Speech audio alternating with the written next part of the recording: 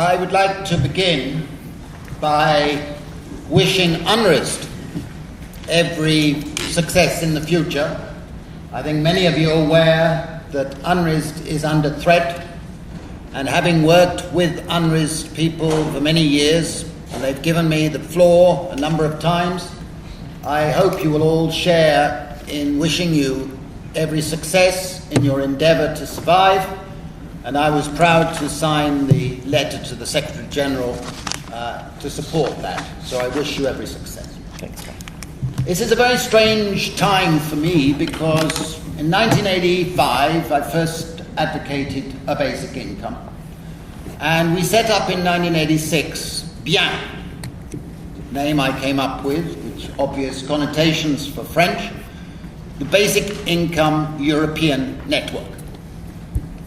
And after years when we were ridiculed, including inside my own organization, I have many scars to show for it, we found that hundreds of people were joining from around the world, so we renamed ourselves BIEN, except we changed the E to Earth. And we have networks now in numerous countries, and everybody in this room who doesn't know about BIEN should please check, and if you're interested, join, because we've been fostering research and advocacy for 30 years. And I come to basic income from four directions. The first direction, which I think is the most important, is philosophical, ethical. I believe that a basic income is a matter of social justice. And I draw my inspiration from people like Thomas Paine, who understood that, these are my words, not his, but it's the essence of what he said, that the income and wealth of any of us in this room is far more to do with the efforts of our ancestors than anything you or I do ourselves.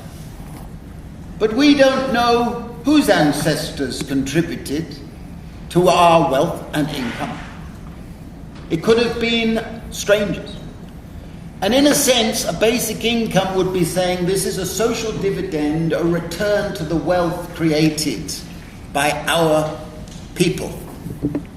It's a sharing mechanism. And if you believe in inheritance, then you should believe in a social inheritance. So that perspective for me has always been prominent. The second perspective is that I've been arguing for 30 years that with globalization and the technological revolution and the neoliberal economic policies that we're experiencing, the 20th century income distribution system has broken down and will not come back. In other words, anybody who's relying on labor and work will be suffering from insecurity and will need to have basic security. And that's led to the books, and I have a few copies of them, which are taking me around the world, on the precariat, the growth of the precariat. And every single day, for some reason it's got nothing to do with me per se, I get invited to various conferences. I see this month, Zurich, we had a wonderful meeting of the referendum last week. Hundreds came, very prominent people. It was a great meeting. I've also been Manchester, Copenhagen, Helsinki, Prague, Budapest, Edinburgh next week, and Milan with Nobel Prize winners at the end of the month. That's not me, it's the subject. It's really taken off. And the precariat consists of millions of people who are suffering from insecurity and unstable labor. And unless we provide security to them in all parts of the world, we are going to see a growth of neo-fascist populism that we're seeing with the Donald Trumps this year, and we'll see with Marine Le Pen, and we're seeing with Viktor Orban and other sundry characters. It's a political issue. I've just been invited to a secret meeting in which there's going to be 3 prime ministers, 2 presidents, and 5 ministers of finance from major countries because they're getting along, and so they should. The next approach is that suddenly cash transfers, direct cash transfers, have become a developmental tool. And this is a vital change. Before the year 2000, someone like me advocating direct cash transfers to people was laughed at. You'll waste the money. They'll all get wasted on alcohol and sex and whatever, you know? But now there's a new legitimacy to that. And I never expected to be able to say to you that we've had chances to do pilots.